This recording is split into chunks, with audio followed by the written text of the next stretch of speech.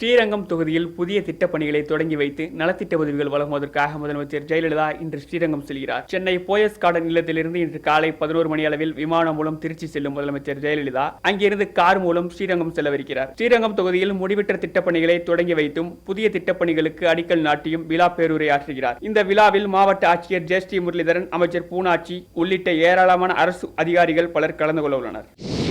அணைகள் விவகாரத்தில் முதலமைச்சர் ஜெயலலிதா சரியான பதில் அளிக்கவில்லை என திமுக தலைவர் கருணாநிதி குற்றம் சாட்டியுள்ளார். இதுகுறித்து அவர் வெளியிட்டுள்ள அறிக்கையில், முல்லை பெரியாறு, பரம்பிக்குளம், திருநக்கடவு மற்றும் பெருவாரி பள்ளம் ஆகிய 4 அணைகளும் கேரளாவிற்கு சொந்தம் என கேரள முதல்வர் உம்மன் சாண்டி சமீபத்தில் கேரள சட்டப்பேரவையில் தெரிவித்திருந்ததாகவும், இந்த அறிவிப்பை எதிர்த்து 4 அணைகளுக்காக முதலமைச்சர் ஜெயலலிதா தான் மேற்கொண்டிருக்கும் நடவடிக்கைகள் பற்றி விளக்காமல் தான் எழுப்பிய கேள்விகளுக்கு தன் மீது கோபத்தை கொட்டி அறிக்கை வெளியிட்டிருப்பதாக திமுக தலைவர் கருணாநிதி குற்றம் சாட்டியுள்ளார். மேலும் தாமிரபரணி ஆறு, கருமேனி ஆறு, நம்பியாறு இணைப்பு திட்ட பணிகளை நிறைவேற்றிட அதிமுக அரசு முயற்சி மேற்கொண்டதா என கருணாநிதி கேள்வி எழுப்பியுள்ளார்.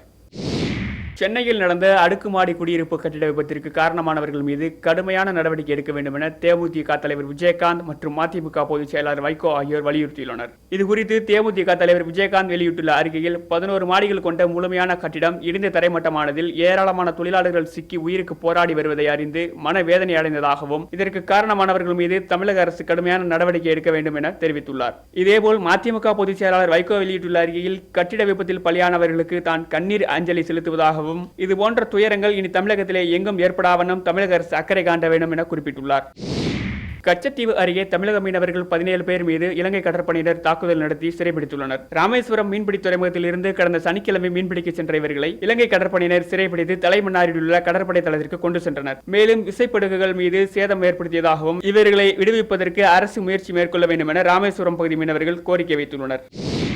தமிழகத்தில் நேற்று இரவு வானில் பிறை தென்பட்டதால் இஸ்லாமிய மக்கள் தங்களின் 5 கடமைகளில் ஒன்றான நோன்பை இன்று முதல் கடைபிடிக்க தொடங்கியிருக்கிறார்கள். ரமலான் மாதம் இன்று முதல் தொடங்கியுள்ளதால் இஸ்லாமிய மக்கள் இந்த மாதம் முழுவதும் நோன்பை கடைபிடித்து ஏழை எளிய மக்களுக்கு பல உதவிகளை புரிந்தும் ரம்ஜான் பெருநாளை எதிர்பார்க்கிறார்கள்.